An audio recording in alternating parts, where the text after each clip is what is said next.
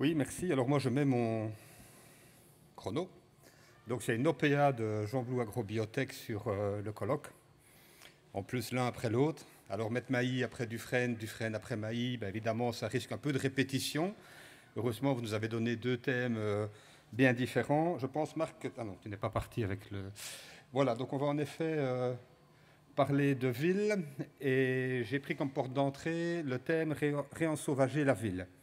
Alors au départ, si j'ai pris ce thème, c'est parce que la demande du colloque et un certain nombre d'éléments sont venus se mettre ensemble. Je n'ai pas prévu de le prendre de ce côté-là. Et au début, j'aurais voulu aborder ce thème à travers un sujet d'actualité, un débat qui a lieu en France, qui est le débat sur l'ensauvagement de la société française, notamment des zones urbaines, qui n'a rien à voir avec la nature, puisqu'on parle là de violence, et notamment de violence urbaine. Malheureusement, je ne suis ni sociologue, ni philosophe, donc je ne me suis pas senti outillé pour prendre cette porte d'entrée. Néanmoins, je pense qu'elle est pertinente et je vais distiller peut-être quelques petits éléments à ce propos et j'espère que dans le cadre du débat, nous pourrons revenir sur ce questionnement. J'ai donc pris une entrée évidemment beaucoup plus confortable pour un écologue, pour un scientifique de l'écologie, puisqu'il se fait qu'au moment où vous m'avez demandé d'intervenir sur les thèmes de la ville dans ce colloque, j'étais sous l'influence de mon collègue Marc Dufresne, en train de m'intéresser au réensauvagement de l'Europe et de la nature en Europe. Je me suis posé la question de la place du réensauvagement dans le milieu urbain.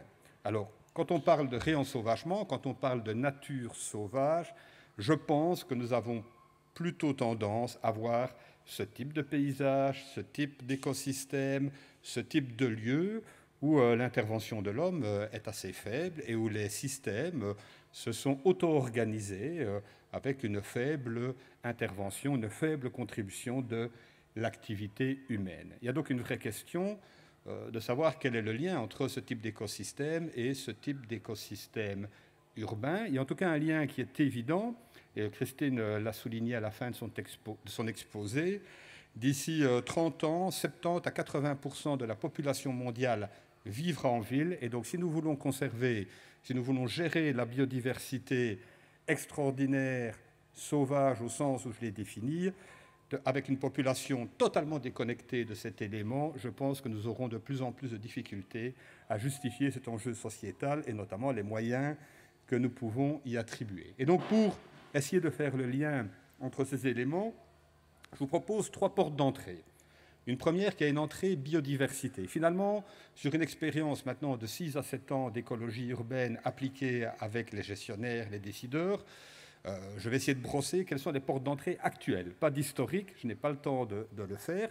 Il y a clairement en ville une entrée biodiversité qui part du point de vue, Virginie vient un peu de l'exposer, vient de l'introduire, mais oui, que le milieu urbain, la croissance urbaine affecte les paysages à toutes les échelles spatiales au sein de la ville, en zone périurbaine, mais également à de grandes échelles spatiales, puisque les villes sont des trous noirs d'énergie et de matière qui sont produites autre part et qui donc influencent à grande échelle par la perte de milieux naturels, l'introduction de nouvelles espèces, en modifiant les conditions physico-chimiques des milieux, le climat, l'hydrologie, les cycles des éléments, mais également à travers les activités socio-économiques par un choix d'écosystème ou de biodiversité préférée dans le milieu urbain.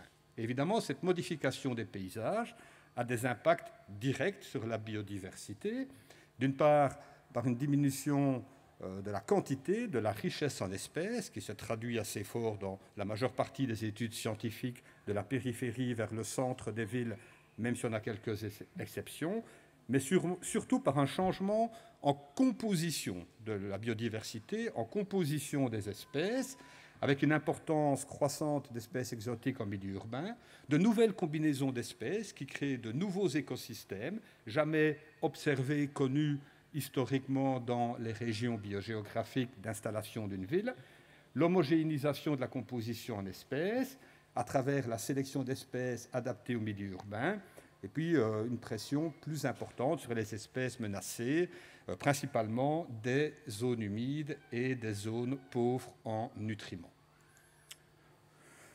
Pourtant, je vous invite, si vous ne vous intéressez pas à la biodiversité urbaine, à taper sur Internet très facilement des petites combinaisons de termes, cité, biodiversité, city, biodiversity. Vous voyez déjà dans la terminologie, il y a quelque chose de commun et vous allez voir qu'il se passe pas mal de choses en biodiversité urbaine, en biodiversité en ville. Vous avez ici une série d'illustrations, d'études, de programmes sur la biodiversité urbaine. En fait, la ville est un milieu, est un environnement qui peut être riche en diversité biologique, parce qu'elle inclut généralement des reliques naturelles de milieux, parce que les villes sont souvent construites à l'écotone, ou se sont développées à l'écotone de milieux, notamment de milieux terrestres et aquatiques, et parce qu'elles hébergent des habitats variés et hétérogènes résultant de la combinaison de différents types d'infrastructures écologiques. La plus évidente, les milieux végétalisés, les milieux humides, maillage vert, maillage bleu, qui vont des habitats de grand intérêt biologique. Vous voyez ici les habitats humides qui sont constitués en réserve naturelle dans la région bruxelloise, aux espaces verts qui peuvent faire l'objet de programmes de développement de la biodiversité, par exemple par la gestion différenciée, à l'infrastructure brune qui est constituée de tous les délaissés urbains, c'est-à-dire toutes ces zones qui ont été bâties, qui ne sont plus occupées, qui sont en attente de reconstitution et sur lesquelles peut s'installer une biodiversité spontanée ou peuvent s'installer des projets de reconversion qui insèrent la biodiversité dans le projet. Et finalement, l'infrastructure grise qui aujourd'hui fait vraiment l'objet d'une grande intention dans la végétalisation urbaine à travers les logiques de développement de murs verts, de toits verts, de structures bâties végétalisées. Il y a donc un potentiel important de biodiversité en ville. Il s'agit néanmoins de se poser la question de la pertinence pour la biodiversité de ces initiatives. En effet, un toit vert constitué de sédums nord-américains est-il une contribution significative à la biodiversité urbaine? Un mur végétal, qui est une œuvre d'art magnifique constituée de plusieurs centaines d'espèces exotiques, est-il une contribution à la biodiversité urbaine? Peut-on planifier des actions de biodiversité urbaine, comme par exemple planter des arbres, sans tenir compte de la structure du réseau écologique et d'une planification territoriale?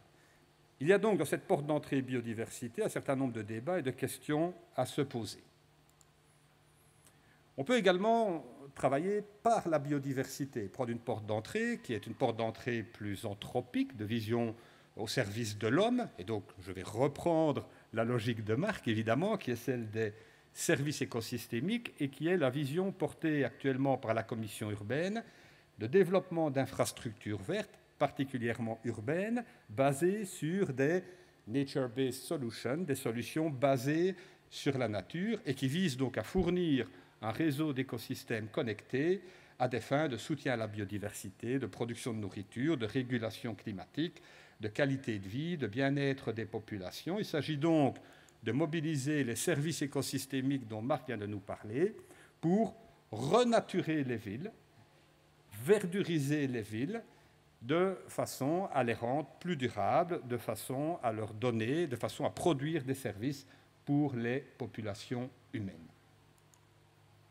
Les études scientifiques qui font la synthèse de l'état de l'art démontrent en effet toute une série de services potentiels liés à des types de végétalisation urbaine. C'est une logique néanmoins qui est actuellement fortement mobilisée et qui promet monts et merveilles. Et donc nous avons de plus en plus en effet de développement de cette logique des services écosystémiques urbains qui arrive à des simplifications du type la métropole de demain sera verte ou invivable. Oui, mais verte. Verte de quoi?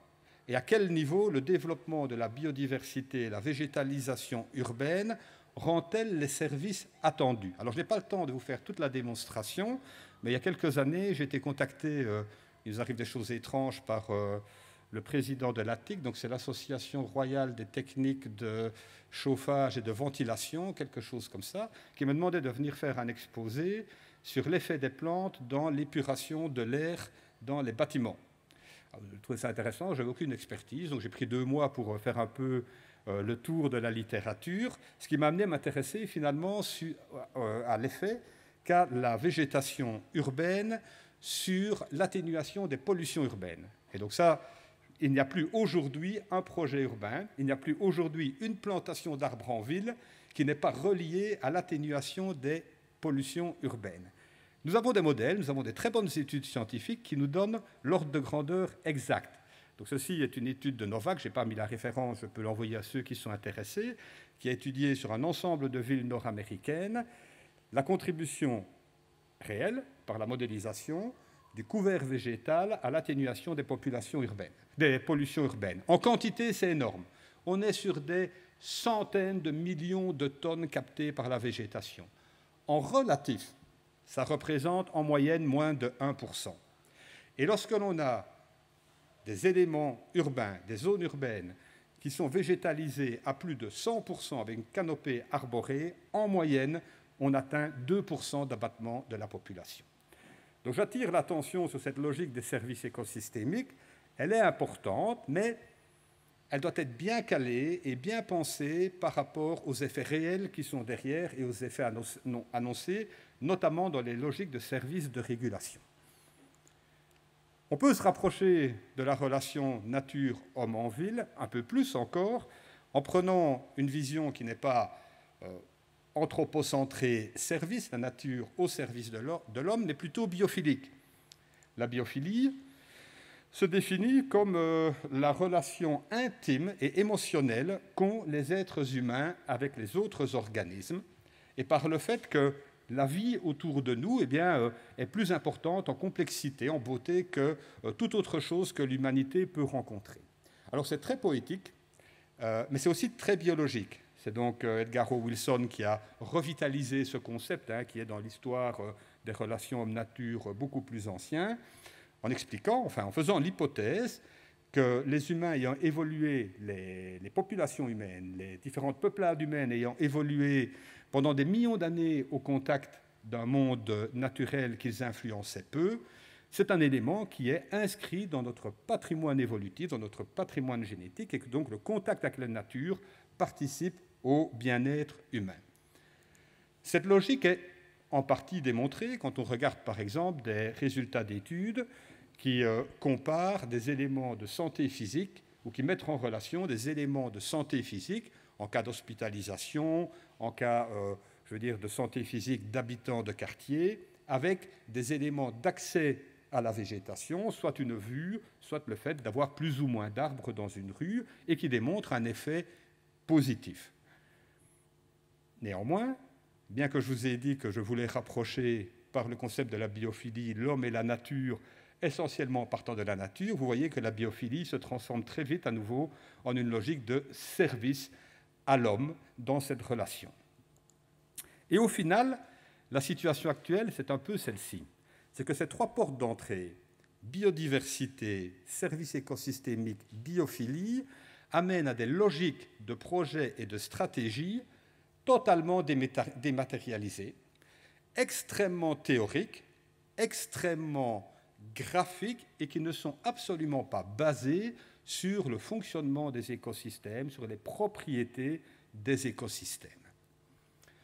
Comment aller un peu plus loin? Je voudrais vous proposer quelques pistes de réflexion sur la façon de passer de cette vision dématérialisée et très technocratique de la relation nature-homme en ville à une relation plus proche et de travailler vraiment sur la relation écosystème-homme et finalement ce qui relie un écosystème à un système humain, une société humaine. On peut partir de propriétés des écosystèmes. Un écosystème a des propriétés d'auto-organisation, de rétroaction, d'interaction, de temporalité, de diversité, de résilience, de flux, qui sont toutes des propriétés également des sociétés humaines. Ajoutons-y, je ne sais plus qui a mis le terme, de la poésie, du ressenti, de la surprise, de la culture, de l'altérité, parce que je pense que la nature et l'homme doivent rester dans une relation d'altérité pour se répondre l'un l'autre. Et voyons comment la prise en compte de l'ensemble de ces éléments peut peut-être donner des pistes d'une évolution de la relation nature-homme en ville. Première piste, c'est la représentation de la nature. Voici un projet que nous avons fait de réaffectation, enfin de développement d'espaces verts sur le site de construction du grand hôpital de Charleroi, 15 hectares d'anciens terris, de friches urbaines, réaffectés en espaces verts. Vous le voyez avec une logique quand même de développement de milieux naturels, mais cette image est quand même une image extrêmement propre. C'est une image extrêmement nette. Chaque objet est à sa place et regardez bien les humains, ils sont posés là en tenue du dimanche avec une chemise blanche, c'est pris dans le logiciel, c'est mis dedans. Ça crée une impression assez éthérée, alors que la réalité, c'est celle-ci, la réalité du site. C'est ça, le transfert des crapauds d'une zone à l'autre avec les volontaires du grand hôpital de Charleroi. Faut-il nier cette réalité? Faut-il la conserver dans le projet? Ou faut-il passer à ces projets extrêmement organisés, extrêmement propres?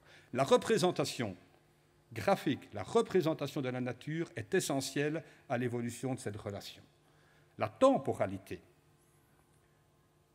notamment l'utilisation des espaces temporairement disponibles, les espaces de friches de construction, pour développer une nature spontanée, auto-organisée, semée ici, c'est une grande prairie fleurie, qui peut se développer pendant un certain temps, de façon autonome, jusqu'à la réaffectation à un projet à venir. Amener la nature, amener les formes de nature sauvage au plus proche des habitants d'une ville. Ne pas laisser cette logique d'auto-organisation des systèmes, de systèmes spontanés, de systèmes imprévisibles pour les zones périphériques, l'amener au plus proche. Par exemple, sur les toitures vertes, sur les murs verts. Faut-il qu'une toiture verte soit un système entièrement contrôlé? On peut travailler avec des analogues de nos systèmes naturels, les recréer. Vous avez là le développement expérimental d'une toiture verte que nous suivons à Gembloux, nos centres de recherche Terra, constitués avec des espèces de pelouses calcicoles. Ceux qui me connaissent ici ne seront pas étonnés que ce soit des espèces de pelouses calcicoles, vu mon amour des pelouses calcicoles, qui donnent une structure extrêmement proche d'un milieu naturel, directement en vue de la cafétéria du bâtiment. La première année, ça a été compliqué. La première année, nous avons eu des retours très négatifs. Qu'est-ce que c'est que ce brol? Qu'est-ce que c'est que cette friche? La deuxième année, quand les sédums, les vipérines ont fleuri en masse, j'aime autant vous dire que tout le monde était enchanté par la structure. Même chose avec des murs végétaux. Un mur végétaux doit-il être quelque chose de totalement contrôlé, ou la possibilité pour la nature de s'auto-organiser spontanément et de suivre son cycle. Et enfin, je voudrais quand même revenir sur ces logiques. Devons-nous, dans nos projets de nature urbaine, mais en général, nous donner des objectifs quantitatifs assez simples, finalement? Faisons de la quantité. Plantons un nombre d'arbres, ou plantons un nombre d'orchidées, ou faisons une superficie, une quantité de pelouse, avec le risque de retomber dans des visions extrêmement technocratiques du projet, ou le risque de tomber dans des logiques de « je plante pour planter, quelle est la fonction derrière ?» et donc de ne pas remplir les fonctions attendues. Ne devons-nous pas penser ces logiques de développement de la nature, de l'arbre ou de tout autre élément de nature en ville à travers la reconstitution d'écosystèmes fonctionnels, de forêts fonctionnelles, si nous parlons de planter des arbres? Oui, l'objectif est à 30 ans, 50 ans, 80, peu importe. Des écosystèmes auto-organisés, résilients et qui rendent leur fonction écologique sont plus à même de délivrer les services écosystémiques attendus que des plantations non organisées et quelque part un peu hétérogènes ou je ne retrouve plus le terme. Ce n'est pas grave, vous m'avez compris sur ce point. Et nous pouvons aller plus loin. Faut-il planter? Faut-il toujours planter? Est-ce qu'on ne peut pas simplement laisser faire la nature, abandonner un terrain, et la nature est le meilleur planteur d'arbres que je connaisse? En 20 ans, vous avez une recolonisation forestière. L'exemple des terris de nos villes industrielles, post-industrielles, est un grand exemple. Je connais très bien Charleroi. Je viens de la région de Charleroi. Quand je passais, il y a 30 ans, sur le ring de Charleroi, tout était noir. Aujourd'hui, tous les terris sont verts et font ces marqueurs de nature en milieu urbain de façon tout à fait spontanée. Je vous remercie pour votre attention.